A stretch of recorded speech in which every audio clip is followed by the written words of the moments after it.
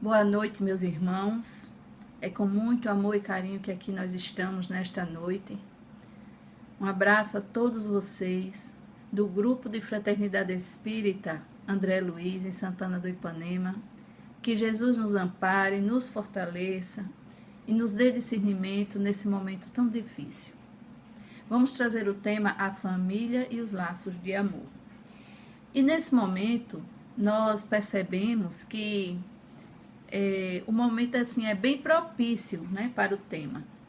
Porque de uma hora para outra, nós tivemos que ficar dentro de casa por conta de uma pandemia. Então, o coronavírus nos deixou ali diuturnamente em contato com todos os membros daquele lar. Como é difícil, meus irmãos, na maioria dos casos. E é por isso que o tema vai nos trazer uma pequena lembrança de que nós precisamos trabalhar muito amor. O Evangelho segundo o Espiritismo, ele nos ensina que formam famílias os espíritos que a analogia dos gostos, a identidade do progresso moral e a afeição induzem a reunir-se. O Livro dos Espíritos, por sua vez, nos diz que geralmente nós reencarnamos ali na mesma família, ora como mãe, ora como pai, ora como irmão, para podermos evoluir e aprender ali, né, como se faz cada coisa, né, a função de cada um. Então, aquele que desempenha muito bem hoje, né, o papel de mãe, dona de casa, né, é aquele espírito que já vivenciou muitas existências, né, que já aprendeu, que já conhece, né, todas as funções, né, como deve fazer, e assim sucessivamente.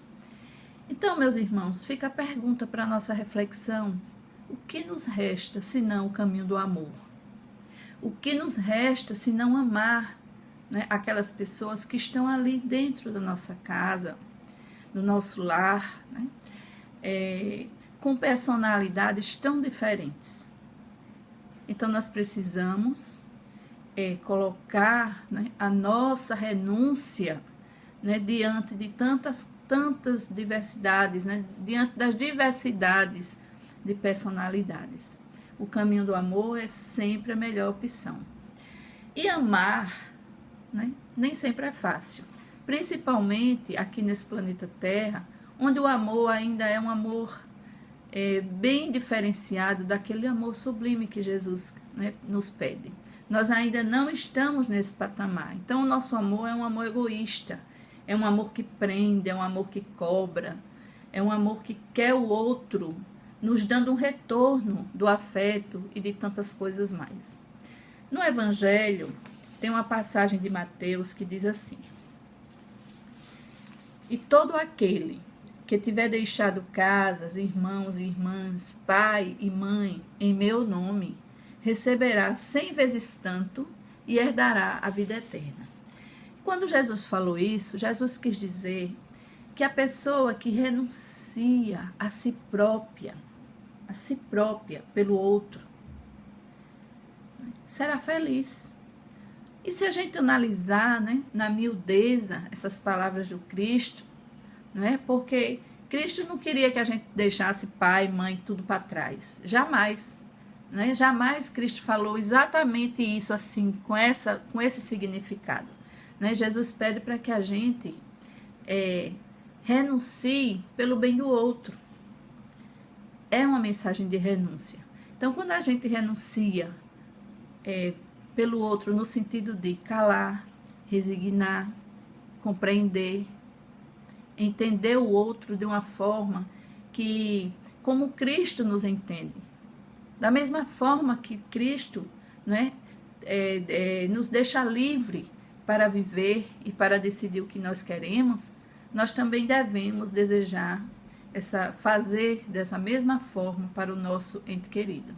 Seja ele irmão, seja ele esposa, vó, sogra, né, seja quem for, né, pai, mãe, né, a gente precisa sempre viver a nossa vida dando exemplos. Foi assim que Jesus fez. Ele não nos obrigou e nem nos obriga até hoje a andar no caminho certo. Ele nos deixou o caminho. e disse, ó, o caminho certo é esse aqui, é o caminho do amor. Sigam-me. Pegue a sua cruz e siga-me. É isso? Então Jesus renunciou e nos deu esse exemplo quando ele reapareceu para todos os seus apóstolos. Todos que os abandonaram na hora principal, todos correram, né? E até o negaram. Jesus perdoou e renunciou. Jesus perdoou também, né? E renunciou também, né? A todos aqueles que o crucificaram. Não é isso? Então Jesus, ele mostrou para nós que não é porque o outro nos fez algum mal que a gente vai deixar o outro de lado. Então renunciar é perder as esperanças da terra, conquistando as esperanças do céu. O céu aqui, né, que Emmanuel coloca muito bem, é a felicidade espiritual, é a evolução espiritual que nós vamos conseguindo ao longo da nossa vida quando nós aprendemos a perdoar. Quando nós seguimos o nosso caminho, entendendo a necessidade alheia. E se no lar nós encontramos incompreensão por parte dos nossos pais, do nosso esposo, da nossa esposa, né? Dos nossos irmãos, se eles são ingratos, se eles são cruéis, se eles nos fazem algum mal, nós devemos renunciar. Nós precisamos renunciar à alegria, né, de tê-los melhores. E que alegria é essa de tê-los melhores? É a alegria de vê-los cada vez mais calmos, serenos. E como é que a gente faz isso? Né? Silenciando, não demonstrando desejo de vingança, né? Mostrando sempre o melhor caminho pelo exemplo. É assim que a gente vai conquistando e tocando os corações mais endurecidos que possam existir. E os pais humanos, os pais, eles têm de ser os primeiros mentores da criatura, porque de sua missão amorosa decorre a organização do ambiente justo. Essa frase não é minha, essa frase é de Emmanuel. E por que é que os pais, né, eles têm grande ascendência nos filhos, principalmente na primeira infância? Né? Porque a criança ela observa muito o pai, a figura do pai, a figura da mãe. Primeiro, ele observa muito o pai, né? Quando é um menino, ele observa muito o pai, né? Ele fica observando ali como o pai trata as pessoas, como trata o serviçal na casa dele, né? Como é que ele trata, se alimente, tudo isso a criança observa. Então, nós precisamos o quê, né? Como vamos falar aqui na figura do pai, né? Trazer o filho, né, ao aconchego do coração, né? Homem também chora, homem também sofre. Então, vamos deixar lá, né, o primitivismo de lado e vamos amar, né? E vamos ter no nosso coração, né, a figura de que aquele filho é um espírito que veio para que a gente cuidasse dele. E não vamos jogar para a escola a obrigação que cabe a nós. A escola, ela dá a formação, a instrução, a formação em termos de instrução. Mas o lar ele dá a formação moral. O lar, ele corta as arestas daquele ser que vem de outras reencarnações, né, com um monte, né, de coisas ali arraigadas em seu perispírito. Muitas vontades, muitos erros, muitas coisas que é preciso que sejam podadas na primeira infância. E a tarefa doméstica nunca será uma válvula de escape, né, para gozos improdutivos. Emmanuel fala isso, né? Porque é como se Deus dissesse assim: cuida desse espírito para mim, cuida dele, não deixa ele sucumbir, faz a tua parte. Então, abnegação e devotamento são sempre uma prece contínua a Jesus, né? Agradecendo, né, a oportunidade de ter aquele ser sob a nossa guarda. E como é bom, como é gratificante a sensação do dever cumprido, de saber que chegou ao final do caminho e deixou aquele espírito, né, um vencedor, um ser feliz, um ser que vai melhorar a cada dia em outras reencarnações. Afinal, meus irmãos, amar significa atender, ajudar, abraçar, abençoar. Então, amar é um conjunto, é uma série de coisas. E nós poderemos, de vez em quando, né, principalmente a mãe, né, que fica muito reflexiva, se perguntar: meu Deus, quem eu estou recebendo como filho? Quem será, né, esse filho, né, que eu falo tanto com ele e ele não me ouve, né? Ele é tão estranho, tão diferente, eu falo com ele nem parece igual aos irmãos, né? Muitas vezes a gente se questiona quando temos no nosso lar, né, um espírito diferente, né, um espírito rebelde, né? Mas aí nós vamos encontrar nesse livro aqui, que é o nosso tesouro, né?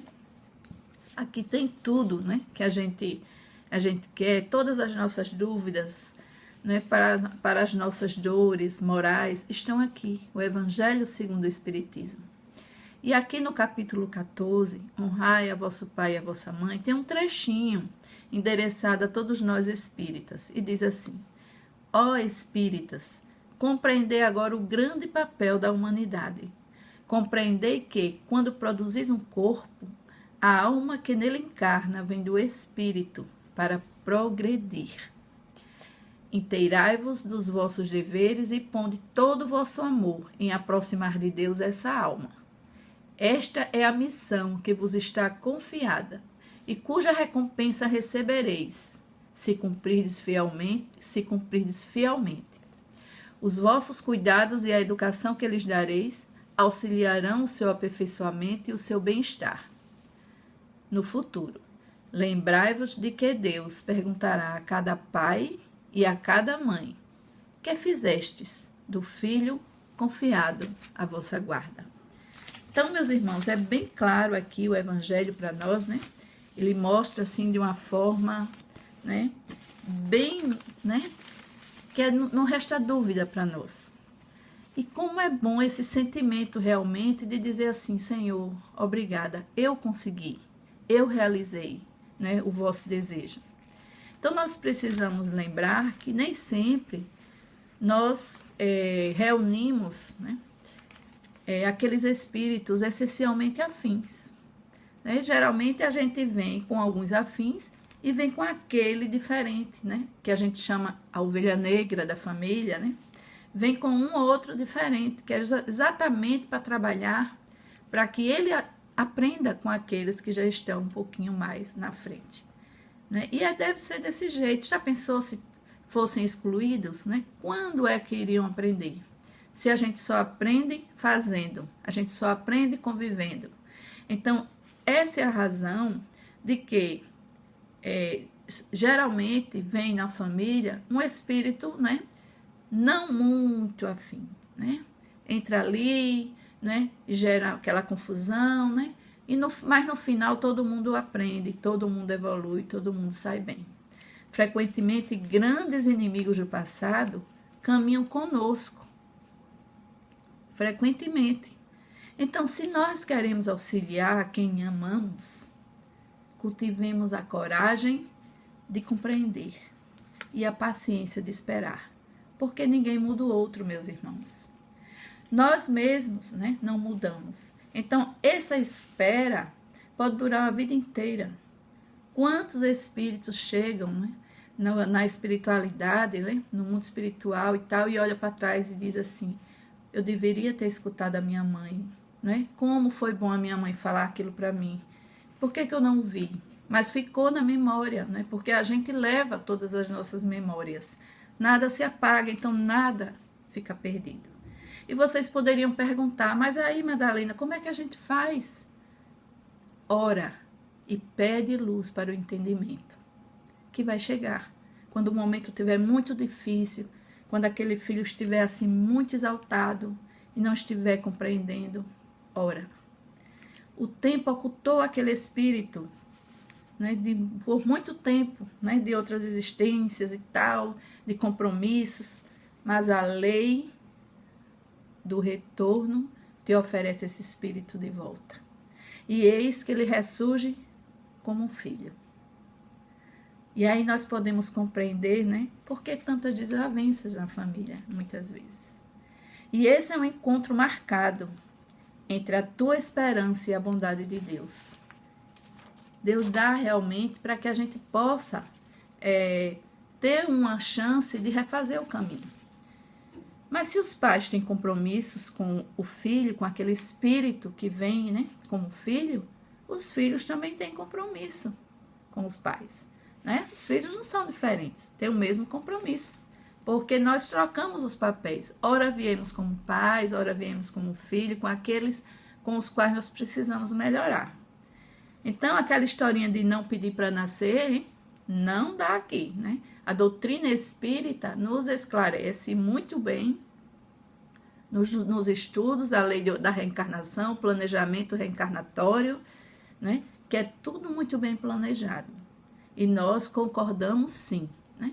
Lembremos de Francisco de Assis, né? Que fez aí todo um acordo com seus pais para poder renascer.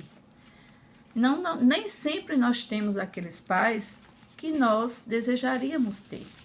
Habitualmente, nós julgamos os nossos pais quando estamos ali na mocidade, né? Que aí vem aquela rebeldia, né? Os 18 anos, né? Você não manda em mim, né? E a gente esquece, né? De tantos problemas que eles passaram para nos criar, para nos dar a educação que na visão deles estava correta. Porque assim como nós, eles também não queriam errar, né? Amor, aquilo é amor demais que eles deram, mas para nós, né, não era amor, para nós era prisão, né? Nós não aceitávamos as regras, não é isso? Mas hoje a gente já evoluiu um pouquinho, a gente já sabe como é bom dialogar, né? Por isso, meus irmãos, que eu sempre digo e vou repetir, o caminho é sempre o amor. O amor nos aproxima, a raiva, a impaciência nos afasta. Então, nós precisamos, em todos os momentos, trazer sempre os nossos entes queridos ao regaço do nosso coração.